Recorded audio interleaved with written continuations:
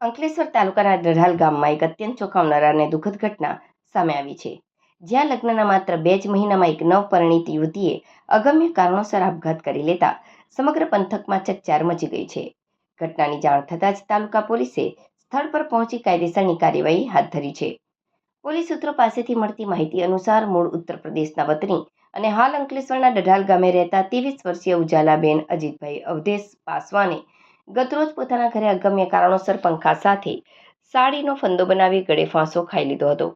યુવતીને ગળે ફાંસો ખાધેલી હાલતમાં જોતા જ પરિવારજનો સ્તબ્ધ થઈ ગયા હતા અને આ અંગે તાત્કાલિક પોલીસને જાણ કરવામાં આવી હતી.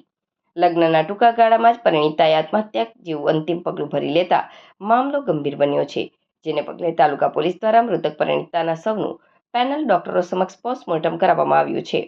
આ સાથે જ મોતનું ચોક્કસ કારણ જાણવા માટે વિસેરા સેમ્પલ લેવાની તજવીજ પણ હાથ ધરવામાં આવી છે. પોલીસે હાલમાં અકસ્માતે મોતનો ગુનો દાખલ કરીને આગળની તપાસ શરૂ કરી છે.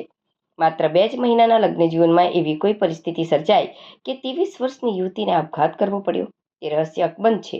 પોલીસ દ્વારા આ ઘટના પાછળનું ચોક્કસ કારણ જાણવા માટે ઘટના સ્થળની ઝીણવટભરી તપાસ કરવામાં આવી રહી છે અને સાંયોગિક પુરાવા એકત્ર કરવામાં આવી રહ્યા છે. આ કેસમાં કાયદાકીય પ્રક્રિયાના ભાગરૂપે મૃતક પરિણીતાના માતા પિતા તેમજ પતિના નિવેદનો લેવાની તજવીજ પણ પોલીસે હાથ ધરી છે.